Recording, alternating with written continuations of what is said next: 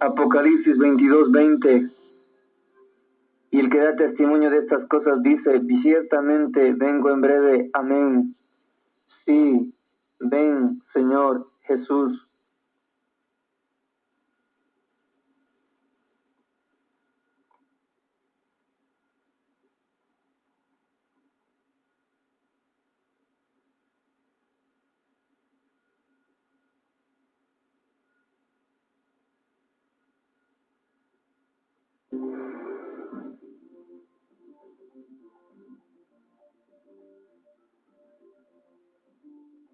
La Biblia comienza con el hombre en el jardín de Edén, en plena armonía con Dios. Termina con el hombre redimido en la Nueva Jerusalén, donde una vez más se goza de plena comunión con Dios. La súplica de Juan, que cierra el Apocalipsis, está latente en todo el libro y expresa ferviente esperanza del corazón del creyente, que anhela ver el fin de tanta maldad e injusticia para estar con el Señor victorioso por toda la eternidad. Apocalipsis 20:21. La gracia de nuestro Señor Jesucristo sea con todos vosotros. Amén.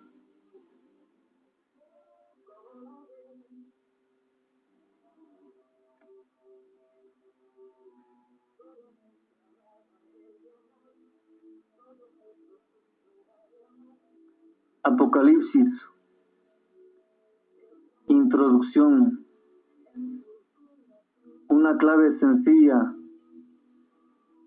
al entendimiento del libro de Apocalipsis es de darse cuenta de que está dividido en dos partes principales. Los 3 primeros capítulos tienen que ver con la época de la iglesia, en la cual estamos viviendo ahora. Los 19 restantes tienen que ver con eventos futuros, después de que termine la época de la iglesia. Podemos bosquejar el libro así. Primero, las cosas que son un bosquejo del periodo de la iglesia, desde la muerte de los apóstoles hasta que venga Cristo para llevar a sus santos al cielo, capítulo del 1 al 3.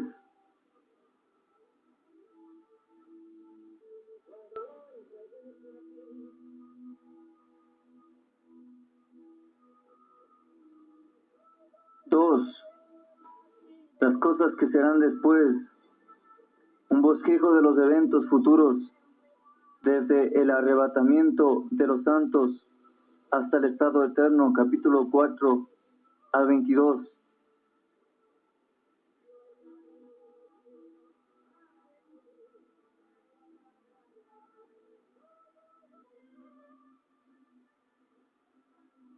Así vemos que la mayor parte del libro se ocupa de eventos futuros. Una manera sencilla de recordar el contenido de esta segunda sección del libro es la siguiente. A. Los capítulos 4 al 19 describen la tribulación, un periodo de 7 años durante el cual Dios juzgará a la nación.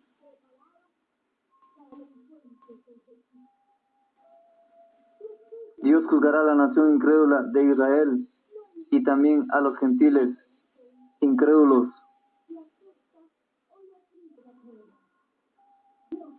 Estos juicios se describen bajo las figuras de 7 sellos, 7 trompetas, 7 copas.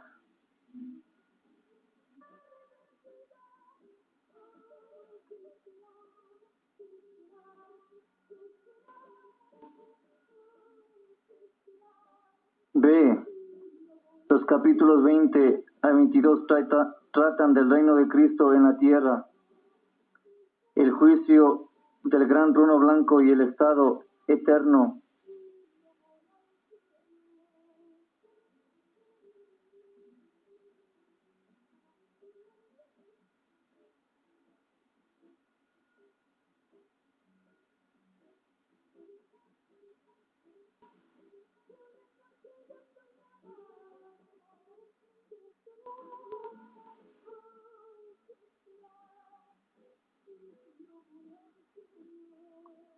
Así que el libro entero puede recordarse fácilmente por medio del siguiente bosquejo. Primero, las cosas que son capítulos del 1 al 3. Segundo, las cosas que estarán después, capítulo 4 al 22. La tribulación, capítulos 3 al 19. 1, los 7 sellos. 2, las 7 trompetas. 3, las 7 copas. P, el reino de Cristo y el estado eterno, capítulo 20 al 22. En el periodo de la tribulación, el séptimo sello contiene los juicios de las 7 trompetas. También la séptima trompeta contiene los juicios de las 7 copas. Así que el periodo de la tribulación se puede representar así: 7 sellos, 7 trompetas, 7 copas.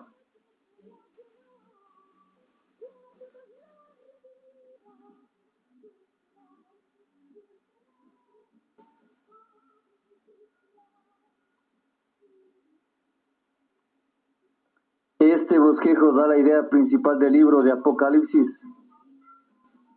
Sin embargo, hay interrupciones frecuentes en la narración para que el lector conozca a grandes personalidades o eventos del periodo de la tribulación. Algunos escritores les dan el nombre de paréntesis o retratos.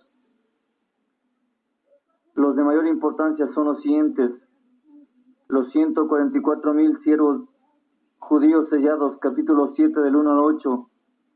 Los creyentes gentiles de ese periodo, capítulo 7 del 9 al 17. El ángel fuerte con el librito, capítulo 10. Los 2 testigos, del capítulo 11 del 3 al 12. Israel y el dragón, capítulo 12. Las 2 bestias, capítulo 13. Los 144,000 con Cristo sobre el monte de Sion, capítulo 14 del 1 al 5. El ángel con el evangelio eterno, capítulo 14, 6 y 7. El anuncio preliminar de la caída de Babilonia, capítulo 14, 8. Advertencia a los adoradores de la bestia, capítulo 14, del 9 al 12.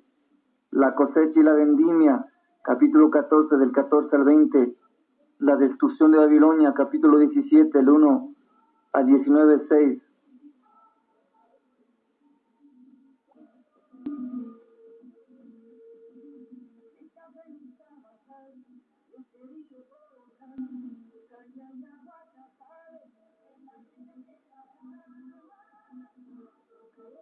Antes de seguir adelante con el estudio del libro, debemos hacer una pausa para acordarnos del autor, la fecha de su escritura, etc. Aunque hay desacuerdo en cuanto al autor del libro, aceptamos el punto de vista de que fue escrito por el discípulo a quien Jesús amó. El mismo Juan escribió un evangelio y 3 epístolas. En cuanto a la fecha en que lo escribió, damos las 3 teorías más populares: durante el reino de Claudio, 41 a 54 antes de Cristo, después de Cristo, durante el reino de Nerón, 54 al 68 después de Cristo, durante el reino de Domiciano, 81 al 96 después de Cristo. A veces se le llama al libro la revelación de San Juan. Es más correcto, sin embargo, pensar en él como la revelación de Jesucristo. Apocalipsis 1:1. Gran parte del lenguaje del libro es simbólico. Números, colores, minerales, joyas, bestias, estrellas, candeleros y personas se usan para representar a ciertas personas, cosas o verdades. Afortunadamente, algunos de estos símbolos se explican claramente en el libro mismo. Por ejemplo,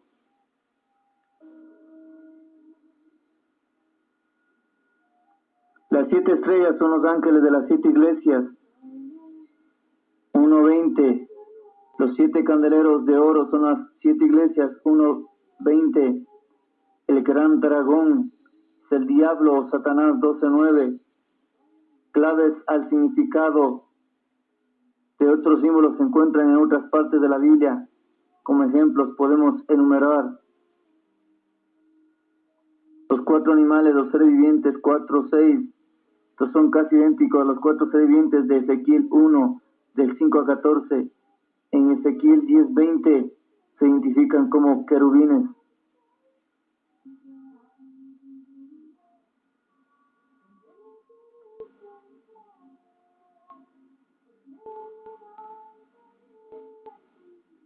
El leopardo, el oso y el león.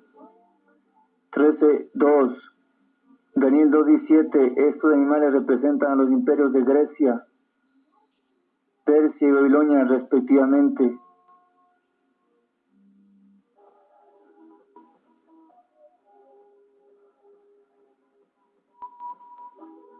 Para otros símbolos no encontramos explicaciones claras en la escritura y debemos de ejercer mucho cuidado al intentar interpretarlos. Al estudiar el Apocalipsis, como en todo estudio bíblico, el estudiante debe acordarse constantemente de la distinción entre la iglesia e Israel.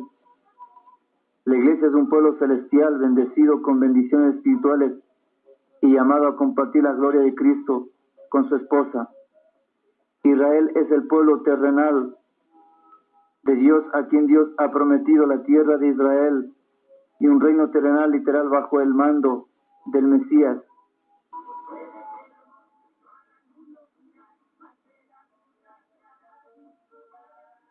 La iglesia se menciona en los 3 primeros capítulos, pero no se ve de nuevo hasta la cena de las bodas del Cordero, en el capítulo 19, del 6 al 10. El periodo de la tribulación, capítulos 4:1 al 19:21, es judío en carácter. Es el tiempo de angustia de Jacob.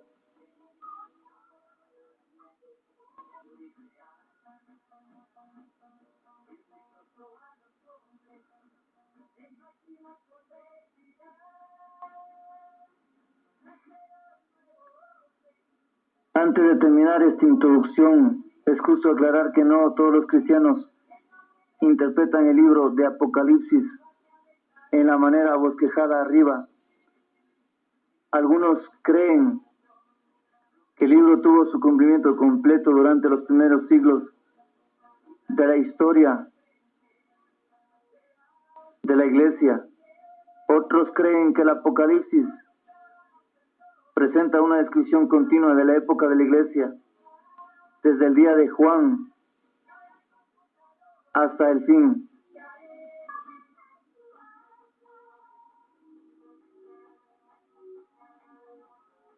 Para el Hijo de Dios, el libro de Apocalipsis enseña la necesidad de vivir para cosas.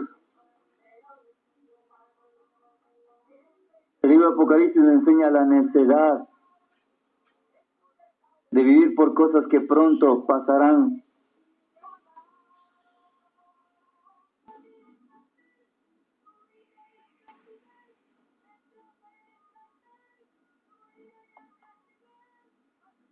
Le anima a testificar a los que están pereciendo y le ayuda a esperar con paciencia el regreso del Señor.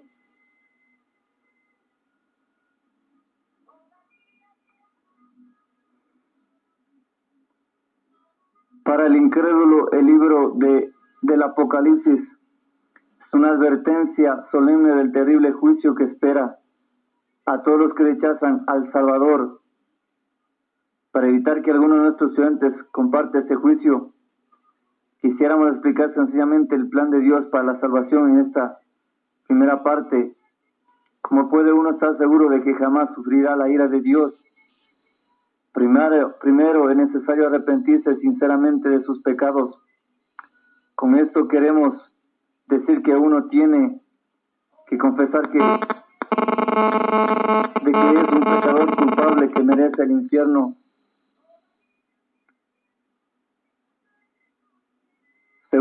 necesario creer en que el Señor Jesucristo murió como sustituto en la cruz del Calvario, pagando la pena que merecían nuestros pecados. Debemos creer también que el Salvador resucitó de entre los muertos y que ahora está vivo y a la diestra de Dios en el cielo, ofreciendo vida eterna con una dádiva gratuita a todos los que le reciben por fe. Finalmente, por un hecho voluntario de fe, es necesario creer en Jesucristo como Señor y Salvador, entregándose a Cristo en espíritu, alma y cuerpo. Cuando alguien hace esto con sinceridad verdadera, Dios salva a esa persona, le da vida eterna y le hace digna del cielo. ¿Lo ha hecho usted? ¿Puede decir que es salvo? Estando Jesús sentado en el monte de los olivos, discípulos se acercaron diciendo: dinos cuándo es el fin.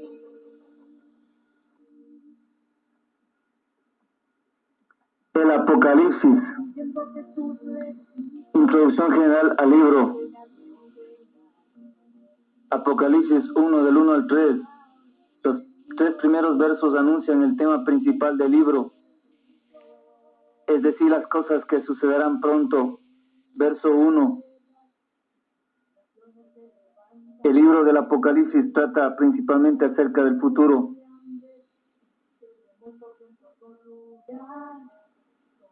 Esta revelación de eventos futuros fue dada por Dios a Jesucristo.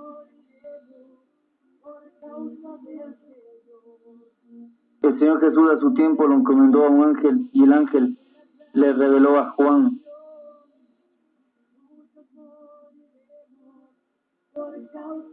El propósito de Juan al escribir el libro era compartir la información con los siervos de Dios, es decir, con todos los creyentes.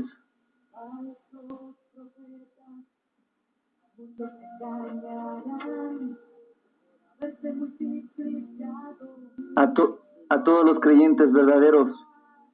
Verso 1.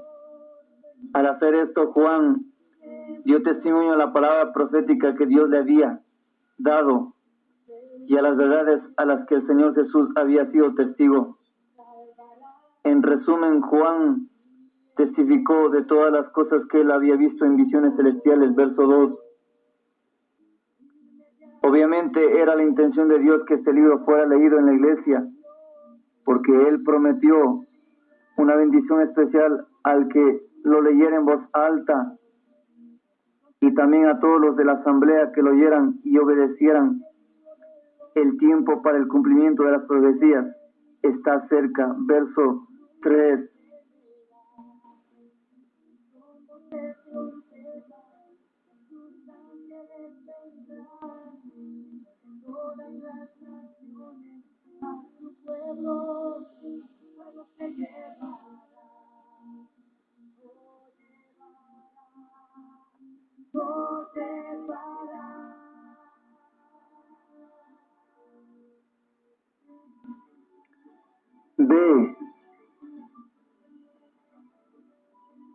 Ve los 7 espíritus que están delante de su trono. Verso 4.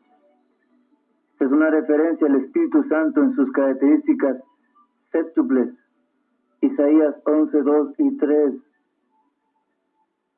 Y reposará sobre él el Espíritu de Jehová, Espíritu de sabiduría y de inteligencia, Espíritu de consejo y de poder, Espíritu de conocimiento y de temor de Jehová. Y le hará entender diligente en el temor de Jehová. No juzgará según la vista de sus ojos, ni arguirá por lo que oigan sus oídos.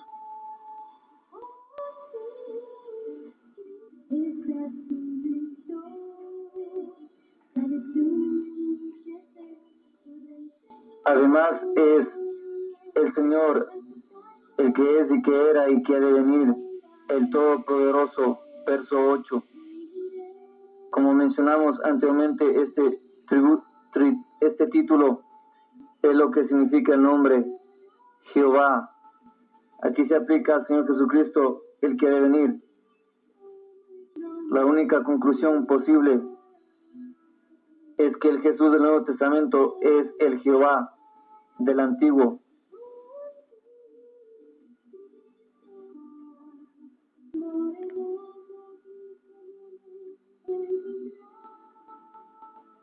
Cuando Juan recibió las visiones de este libro, estaba preso por Cristo en la isla de Patmos, en el mar Egeo, verso 9.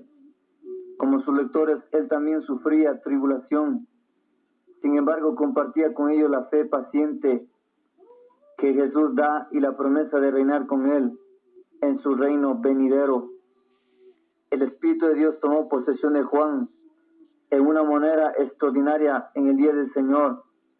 Inmediatamente oyó una voz de trompeta ordenándole que escribiera lo que estaba por ver y que lo enviara a las 7 iglesias de Asia.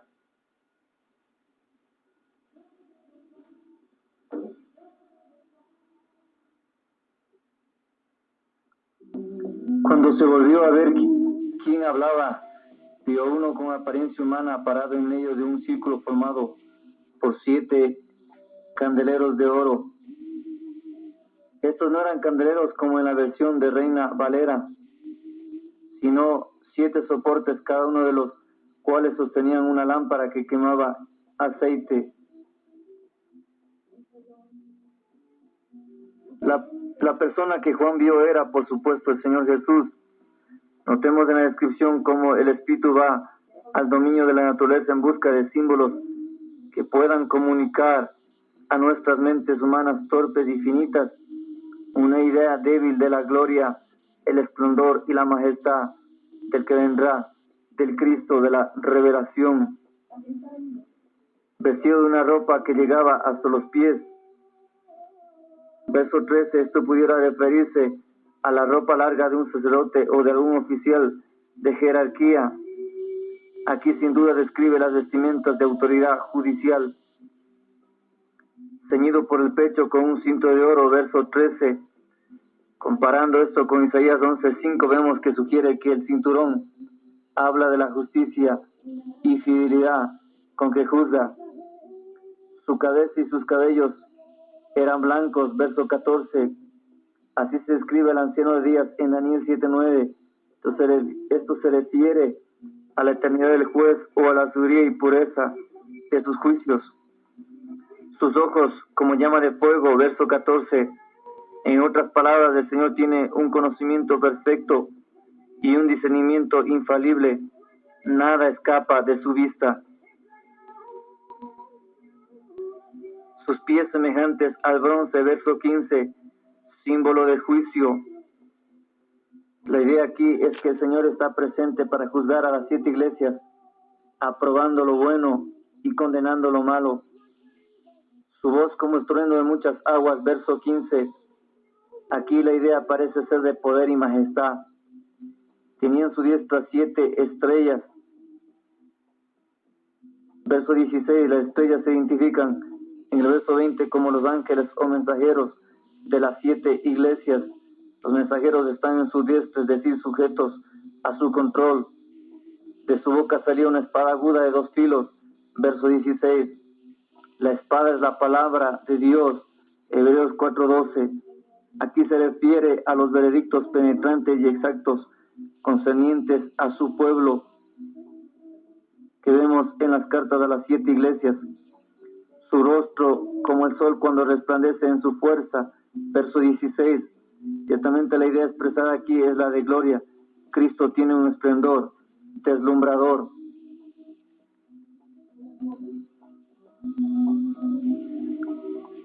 El Señor entonces explica a Juan el significado escondido de las 7 estrellas. Representaban a los ángeles o mensajeros de las 7 iglesias, mientras que los 7 candeleros representaban las 7 iglesias. Bastante desacuerdo existe en cuanto a la identidad de estos 7 ángeles. De hecho, la palabra ángel quiere decir mensajero, así que el pensamiento puede ser sencillamente que eran mensajeros humanos de las iglesias. Aunque las cartas van dirigidas a los ángeles, el contenido obviamente es para todas las personas en la iglesia. Esto nos hace creer que los ángeles eran sencillamente los representantes de las 7 iglesias.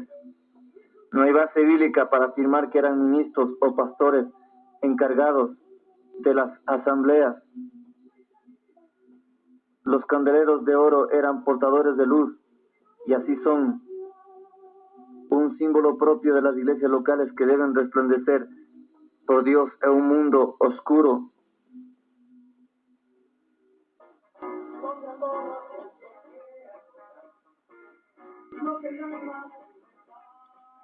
C. Finalmente, las cartas contienen un panorama cronológico de la historia de la iglesia. Cada iglesia representa un periodo distinto. La tendencia general de las condiciones es hacia abajo. Muchos creen que las 3 primeras cartas son consecutivas y que las 4 últimas son concurrentes. Cada uno llega hasta el tiempo del arrebatamiento de la iglesia.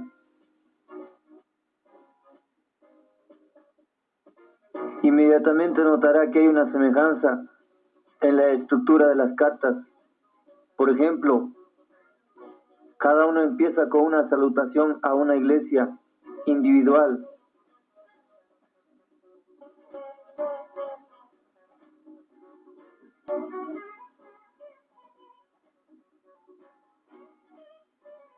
Cada una representa al Señor Jesús en un papel que es especialmente adecuado a esta iglesia en particular.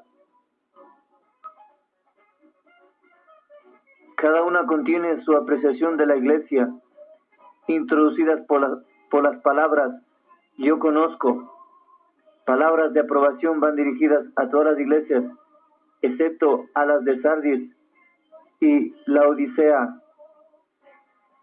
Hay reprensión para todas, excepto Esmirna y Filadelfia.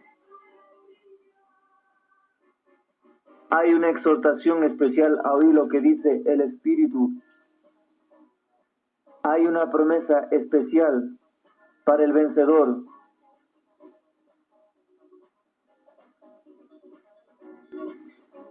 Cada iglesia tiene su propio carácter distintivo. Los títulos siguientes expresan estas características dominantes. Efeso, la iglesia que perdió su primer amor. Esmirna, la iglesia perseguida. Pérgamo, la iglesia demasiado tolerante. Tiatira, la iglesia transigente. Sardis, la iglesia dormida. 6. Filadelfia, la iglesia con oportunidad de servicio. Laodicea, la iglesia satisfecha de sí misma.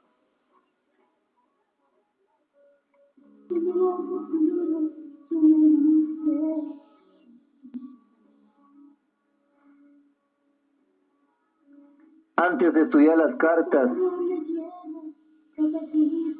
una por una, debemos señalar que estas iglesias obviamente incluían a creyentes verdaderos y a los que habían hecho una profesión falsa. En la primera carta, la mayoría era, sin duda, los creyentes genuinos. En la última carta parece que la mayor parte la formaban los que eran cristianos solo, de nombre.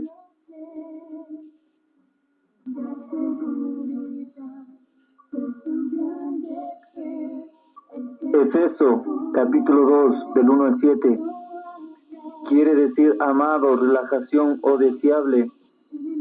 El Señor se presenta a la iglesia en Efeso como el que tiene las 7 estrellas en su diestra y que anda en medio de los 7 candeleros de oro. Note que la mayoría de estas descripciones del Señor son semejantes a las que se encuentra en el capítulo 1.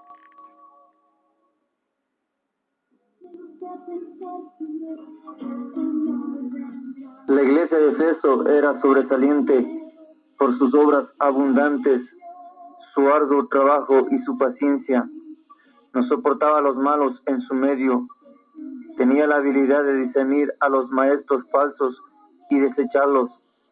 por amor del nombre de Cristo había sufrido las pruebas y la adversidad con paciencia y había trabajado infatigablemente.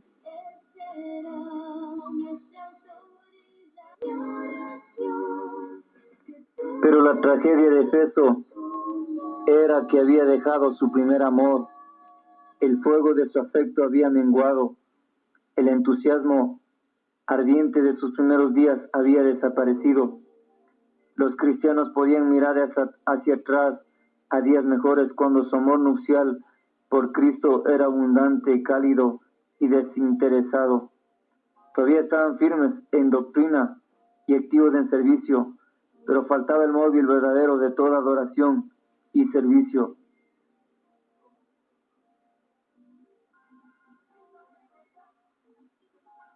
Debían recordar los días buenos de su fe primitiva, arrepentirse de su alejamiento del primer amor y continuar el servicio consagrado que caracterizaba el principio de su vida cristiana. De otra manera, el candelero de Efeso sería quitado, es decir, esa iglesia local dejaría de existir.